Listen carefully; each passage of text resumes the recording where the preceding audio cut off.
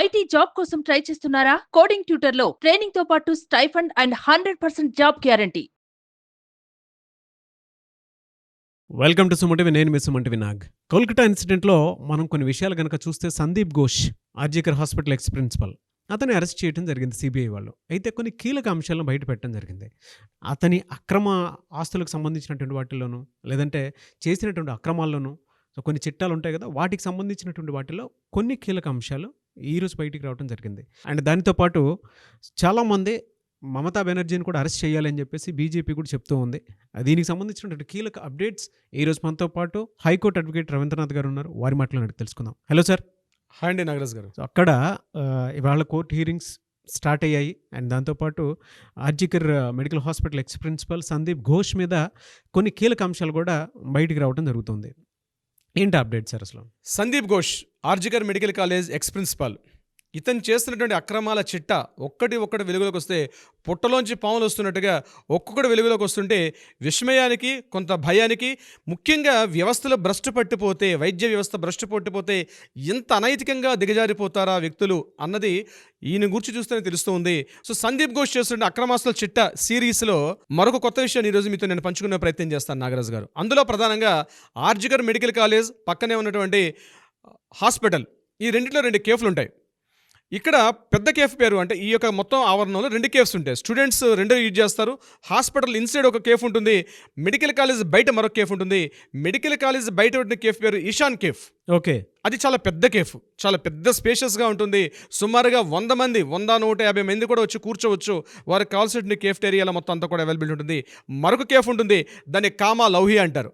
రెండో కేఫ్ పేరు కామాలహు ఒక కేఫ్ ఉంటుంది, అంటే ఈశాన్ అని ఒక కేఫ్ ఉంటుంది. యాక్చువల్గా ఈ కేఫ్ యొక్క టెండర్లు ప్రకటించే ప్రక్రియలో ఒక ప్రిన్సిపాల్గా తను చేయాల్సిన బాధ్యత విస్మరించడం కాదండి, కావాలని ఎలా టెండర్ని మిస్గైడ్ చేసిన విషయం సిబిఐ వాళ్ళు చేసినటువంటి ఈ ఫైనాన్షియల్ ఇర్రెగ్యులారిటీస్ విషయంలో వాళ్ళు చెప్పిన విషయాలు నేను మీతో పంచుకునే ప్రయత్నం చేస్తాను నాగరాజు గారు. ఇందులో ఈశాన్ కేఫ్కి సంబంధించి ఆయన ఏదైతే టెండర్స్ పిలిచారో ఈ ఈశాన్ కేఫ్ ఎవరిది అని మొత్తానికి టెస్ట్ అంటే ఇన్వెస్టిగేషన్ చేశారు.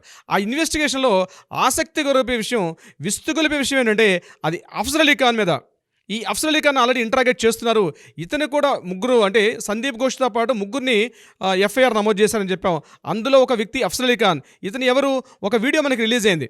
అంటే ఈయన ఎప్పుడైతే సస్పెండ్ అయ్యారో ఆర్జికర్ కాలేజ్ ప్రిన్సిపల్గా ఈయన సస్పెండ్ అయ్యి ఇతను నేషనల్ మెడికల్ కాలేజ్కి వెళ్ళేటప్పుడు అప్పటికున్నటువంటి మానస బందోపాధ్యాయ గారి ముందు ఒక వీడియో మాట్లాడుతూ ఒక ఫుటేజ్ వచ్చింది మనకి. ఇతను ప్రైవేట్ సెక్యూరిటీలు ఉంటాడు. అతను అంటే సందీప్ ఘోష్ తాలూకా ప్రైవేట్ సెక్యూరిటీలో ఒక పర్సన్. ఇతను డైరెక్ట్గా మనస బందోపాధ్యాయతో మాట్లాడుతూ నాకు డైరెక్ట్గా మమతా బెనర్జీ గారు అపాయింట్ చేశారు, దీది మేరకు ఇద్దరు అపాయింట్మెంట్ కరా అని మాట్లాడాడు. అందులో మాట్లాడుతూ మీరు వీలైతే ఎక్ బార్ ఫోన్ కర్లో ఉంచా దీది సే బాత్ కర్లే అంటున్నాడు వాడు గట్టిగా మాటలో. మన audio footage with video with audio కూడా మనం వినడం జరిగింది. అతను అఫ్జల్ అలీ ఖాన్. ఆ అఫ్జల్ అలీ ఖాన్ యొక్క ఈ కేఫ్, ఇది ఈశాన్ కేఫ్, దీని వెలుగులోకి వచ్చింది. ఈ అఫ్జల్ అలీ ఖాన్ ఎవరు? పూర్తిగా అఫ్జల్ అలీ ఖాన్ అంటే సందీప్ ఘోష్కి చాలా దగ్గర సాన్నిహిత్యం తన సెక్యూరిటీ పర్సన్గా చెప్తాడు. ఇది ఎవరి పేరు మీద నమోదవుతుందంటే అఫ్జల్ అలీ ఖాన్ యొక్క మిసెస్ నర్గిస్ ఖాన్. దీని ప్రొపరేటర్ ఎవరంటే నర్గిస్ ఖాన్. ఈ నర్గిస్ ఖాన్ ఎవరు అంటే అఫ్జల్ అలీ ఖాన్ యొక్క భార్య. తీగలాగితే డొంకంతా బయటకు వచ్చినట్టుగా టెండర్స్ విషయంలోకి వెళ్ళారు, టెండర్స్ చూశారు. అయితే ఒక కేఫ్టేరియాలో డైలీ టర్న్ ఓవరే మోర్ దెన్ 1 lakh ఉంటుంది అక్కడ, డైలీ ఉంటుందట. అంటే హెవీ హ్యూజ్ పబ్లిక్ కానీ డాక్టర్స్ గారు టర్న్ ఓవర్ సుమారుగా 1 lakh పైన ఉంటుంటారు. దీంట్లో ఆ కేఫ్ని ఇచ్చేటప్పుడు టెండర్స్ పిలిచిన డేట్ ఉంది. ఆ టెండర్స్ పిలిచిన డేట్లో 4 టెండర్లు వచ్చాయి. ఆ 4 టెండర్లు కూడా హ్యాండ్ రైటింగ్తో టెండరింగ్ అంటే బిడ్డింగ్ చేశారు. ఆ బిడ్డింగ్ చేసినప్పుడు 4 హ్యాండ్ రైటింగ్స్ ఉన్నాయి బిడ్డింగ్స్. ఆ 4 హ్యాండ్ రైటింగ్స్ కూడా ఒకే హ్యాండ్ రైటింగ్. అది బిడ్డింగ్ పలికేటప్పుడు ఆ బిడ్డింగ్ ఎవరికి ఇచ్చారు?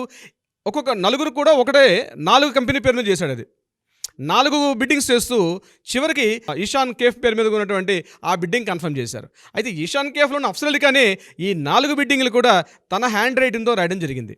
ఇక్కడ మరొక ట్విస్ట్ ఏంటంటే ఒక్కొక్క బిడ్డింగ్ చేసేటప్పుడు 1 lakh రూపీ అనేది అక్కడ కాషన్ డిపాజిట్గా చేస్తారు.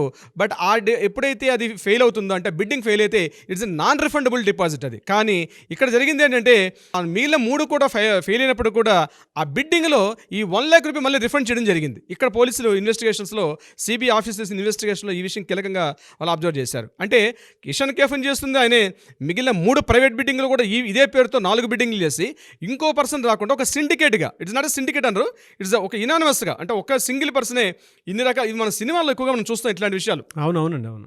ఇట్లాంటి విషయాలు సినిమాలో చూస్తాం. 4 బిడ్డింగ్లు వేయడం, తనే ఒక బిడ్డింగ్ని కన్ఫర్మ్ చేసుకోవడం, మిగిలినవి ఆ 3 కూడా బుట్ట దాఖలు అవ్వడం, ఇట్లాంటి విషయాలు. సో ఈశాన్ కేఫ్ ఉంది. అందులో వీళ్ళు రాసుకున్నటువంటి రెంటల్ అగ్రిమెంట్లో మరొక కీలకమైన పాయింట్ ఉంది. అంటే యాజ్ పర్ నామ్స్ ప్రకారం ఎప్పుడైతే వీళ్ళు వైలేషన్ చేస్తారో యాజ్ పర్ ద ఆ కేఫ్కి మేనేజ్మెంట్కి చేసినప్పుడు వైలేషన్ చేస్తే 10% అంది వాళ్ళు ఎక్స్ట్రా పెనాల్టీ విధించాలి మేనేజ్మెంట్ వాళ్ళు. కానీ ఇక్కడ ఎక్స్క్లూజివ్గా ఇతను ఈ ఈశాన్ కేఫ్కి ఇచ్చినప్పుడు ఏం చేశారంటే 10% నాన్ రిఫండబుల్గా, అంటే it is did not applicable అని చెప్పి ఒక కొత్త క్లాజ్ని సందీప్ ఘోష్ గారు వితౌట్ ఎనీ యాజిటేషన్ లేకుండా, ఇది ఒక వ్యవస్థ ఉంది, ఇక్కడ ఒక బోర్డు మెంబర్స్ ఉంటారు, వీళ్ళందరినీ సంప్రదించి నేను నిర్ణయం తీసుకోవాలన్నటువంటి కనీస పరిజ్ఞానం లేకుండా తను ఇండివిజువల్గా వితౌట్ బోర్డు మెంబర్స్ కూడా ఇన్ఫర్మేషన్ చేయకుండా ఈ ఈశాన్ కేఫ్ అలాట్మెంట్ చేయడం జరిగింది. అంటే ఇక్కడ ఏం జరిగింది, అందులో మరలా ఆ ఎంక్వైరీస్కి వెళ్ళేటప్పుడు అక్కడ ఏదైతే డైలీ టర్న్ ఓవర్ అవుతుందో ఈశాన్ కేఫ్లో ప్రతి టర్న్ ఓవర్లో 25% స్ట్రైట్ అవే సందీప్ ఘోష్ యొక్క అకౌంట్లోకి వచ్చేటట్టుగా అతను టైఅప్ అయ్యాడు అఫ్సర్ అలీ ఖాన్ తోటి. ఇద్దరిని ఇంటరాగేషన్ చేసినప్పుడు ఒక్కొక్క విషయం వెలుగులోకి వచ్చింది. 25% స్ట్రైట్ అవే 25% ఏదైతే ఉంటుందో. ఇక్కడ స్టూడెంట్స్ యాజిటేషన్ చేశారు సెప్టెంబర్ 2023లో. ఈయన సస్పెండ్ దీనికే కారణం. అక్కడ ఉన్నటువంటి ప్రైస్ లిస్ట్ ఏదైతే ఉంటుందో, యాక్చువల్గా ఫర్ ఎగ్జాంపుల్ వాటర్ బాటిల్ తీసుకోండి, ఎంఆర్పి రేట్ కన్నా ఎక్కువ అమ్మడం, అలాగే అక్కడ ఉండే కూల్ డ్రింక్స్ కానీ, అదేవిధంగా ప్రతి చిన్న ఐటమ్ కూడా బయట రేట్స్ కన్నా లోపల ఉండే క్యాఫ్టేరియాలు ఎక్కువ ఉంటుంది. ఎవరైనా గట్టిగా అడిగారు అంటే వాళ్ళని గట్టిగా కొట్టడం. ఇదే విషయం జరిగింది ఎప్పుడైతే సెప్టెంబర్ 23లో ఈ కాలేజ్ నుంచి సస్పెండ్ అయ్యి ఎన్ఎంసీకి వెళ్ళడానికి ప్రధాన కారణం ఈ ఈశాన్ కేఫ్ బయట స్టూడెంట్స్ అక్కడ చేసిన ధర్నాల వల్ల. ఏం జరిగింది, ఇట్లాంటి ప్రైస్ లిస్ట్ ఎక్కువ ఉందని చెప్పి కొంతమంది పీజీటీ స్టూడెంట్స్ వెళ్ళి గట్టిగా గొడవ చేశారు. అక్కడ ఉన్నటువంటి ఈశాన్ కేఫ్ యొక్క సిబ్బందితో గొడవ పడినప్పుడు ఇమీడియట్గా అఫ్సర్ అలీ ఖాన్ వచ్చి సీన్లోకి వచ్చి వాళ్ళందరినీ కొట్టడం జరిగింది. ఈ కేసు ఇమీడియట్గా ఈ యాజిటేషన్స్ ఎక్కువ అవుతున్నాయని చెప్పి అప్పుడు ఈయన ఇక్కడ నుంచి ప్రిన్సిపాల్ని సందీప్ ఘోష్ని ఎన్ఎంసీ మెడికల్ కాలేజ్ ట్రాన్స్ఫర్ చేసినప్పుడు ఆ ప్లేస్లోకి వచ్చిన వ్యక్తి మానస బందోపాధ్యాయ. అప్పుడు మానస బందోపాధ్యాయ గారు స్టూడెంట్స్ని బయట నిలబెట్టి ఈ అఫ్సర్ అలీ ఖాన్ లోపల పిలిచి మాట్లాడే వీడియో ఫుటేజ్ మనకు దొరికినటువంటి అప్పుడు ఆ వీడియో అదనమాట. ఎందుకంటే అసలు నీకు ఇక్కడ ఏం పని, అసలు నువ్వు కాలేజీ సిబ్బంది కాదు, నీకు అసలు సందీప్ ఘోష్ అసలు నువ్వు డైరెక్ట్గా సెక్యూరిటీ కంపెనీ, నీకు అంటే మా మేనేజ్మెంట్కి కాలేజీకి నీకు ఎటువంటి సంబంధం లేదు, ఇక్కడ నీకు ఏం అవసరం అని అడిగినప్పుడు నాకు డైరెక్ట్గా దీదీ పంపించారని చెప్తే ఆయన మాట్లాడిన మాటలు ఇది కారణం అనమాట ఈశాన్ కేఫ్కి ఈయనకున్న సంబంధం. ఇది కట్ చేస్తే రెండోది ఏదైతే ఉందో ఇక్కడ కామా లోహియా ఇంకొక కేఫ్. ఆ కామా లోహియా ఓనర్ ఎవరు, అతని పేరు చందన్ లోహియా. ఈ చందన్ లోహియా ఎవరు, దగ్గరగా ఈ యొక్క సందీప్ ఘోష్ యొక్క అనేక అక్రమాలకి ఈయన దగ్గర బినామీగా పనిచేయడం జరిగింది ఈ యొక్క మన చందన్ లోహియా. దీని మీద మళ్ళీ ఆర్జికర్ మెడికల్ హాస్పిటల్ నుంచి వాడుకుంటున్నటువంటి ఫండ్ అంతేనా? ఇది టోటల్గా ప్యూర్గా ఆర్జికర్ మెడికల్ కాలేజీకి ఏదైతే గవర్నమెంట్ నుంచి వస్తున్న ఫండ్స్ ఏవైతే ఉన్నాయో ఆ ఫండ్స్ని మిస్గైడ్ చేస్తూ అండ్ ఇట్స్ ఒక డమ్మీ అకౌంట్స్ తయారు చేసుకుంటూ మళ్ళీ తన పాకెట్స్లో వేసుకోవడం, ఇది ఇక్కడ జరుగుతున్నటువంటి విషయం. దీనికి సంబంధించింది అది మీకు కామా లోహియా గురించి మాట్లాడడం మరొక ఎపిసోడ్ అవుతుంది నాగరాజు గారు, అది మనం నెక్స్ట్ ఎపిసోడ్లో మాట్లాడదాం.